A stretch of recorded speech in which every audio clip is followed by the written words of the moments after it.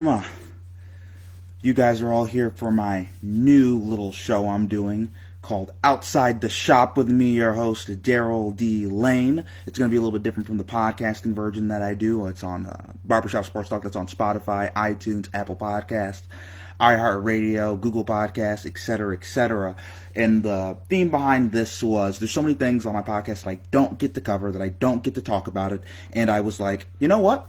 Let's just have a Facebook Live video, upload it to YouTube, Twitter, etc., etc., and we can get like 10, 15 minutes of some good content every day. So that's what we're going to do. Outside the Shop with me, Darrell Lane. So first thing I want to get into, Mahomes versus Brady. That was one of the big games on Sunday. Patrick Mahomes is already close to being the GOAT. Now, think about this. This is their first 41 career regular season starts.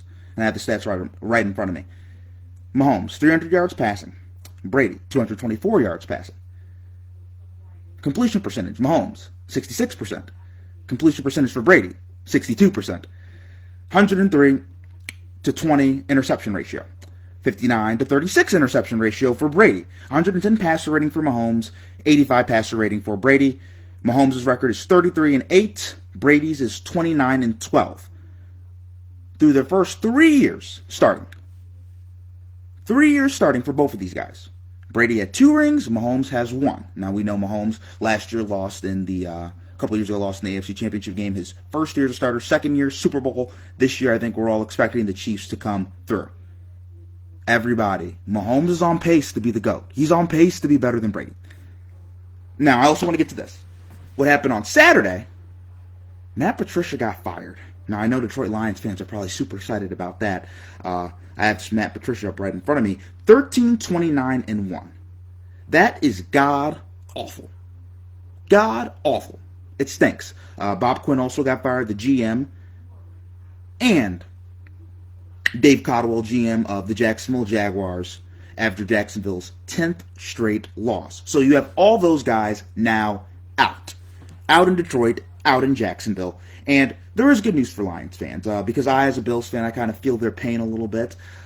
Near the Great Lakes as well, right, in Michigan, right? So you have the Lions, the Browns, and the Bills. They've all kind of been moribund franchises. Cold weather gets crapped on a lot. But you know what the Browns got? They got Kevin Stefanski, a guy to kind of change the program around. You know what the Bills got? They got a guy in Sean McDermott to change the program around. That's what the Lions need. It's not that Josh Allen and Baker Mayfield are that much talented than a Matthew Stafford. It's that they have a better support system.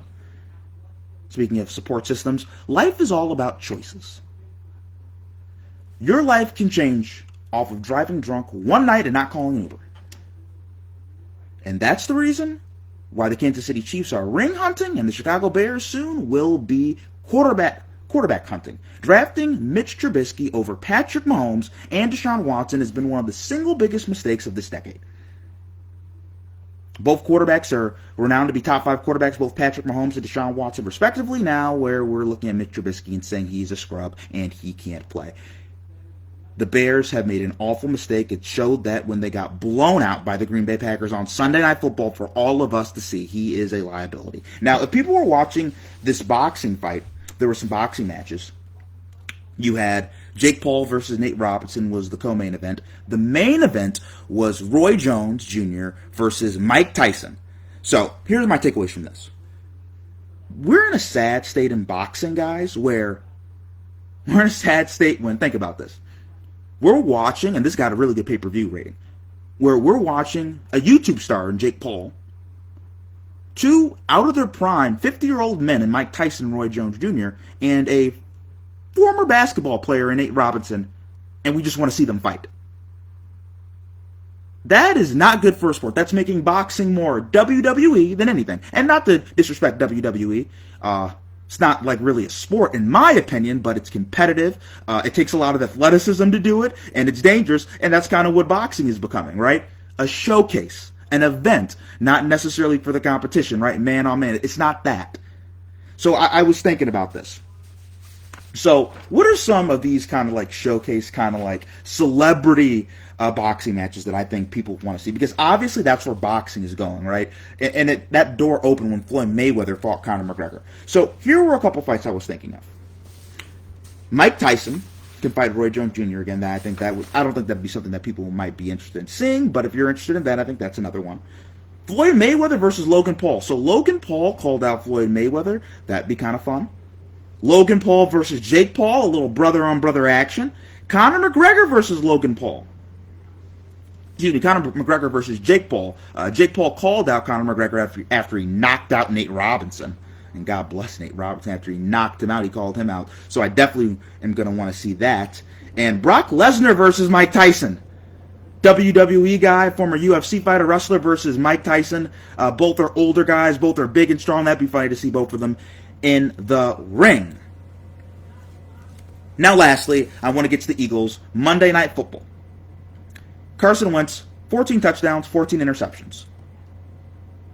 There have been reports that Jalen Hurts, we're going to see more and more of Jalen Hurts on the field for the Eagles. To me, this is one of Carson Wentz's last chances to prove himself. If he looks bad again on Monday night, on the Monday night stage, where the Eagles are in a playoff hunt, it's going to be bad things for Carson Wentz, and I think we're going to start seeing more and more integration of Jalen Hurts in the offense. So I think that is something to pay attention to. One, how much Jalen Hurts is in the game plan, because head coach Doug Peterson has mentioned that he will be. And two, if Carson Wentz starts looking bad during the game, right? If Carson Wentz starts looking bad during the game, will we see a potential switch? And then how will that carry over to next week? But I have the Seahawks winning that battle, that NFC matchup. So that's what I have for Outside the Shop. Thank you, everybody, for tuning in. Leave some comments. I'm going to put this up on YouTube, so give me a subscribe as well.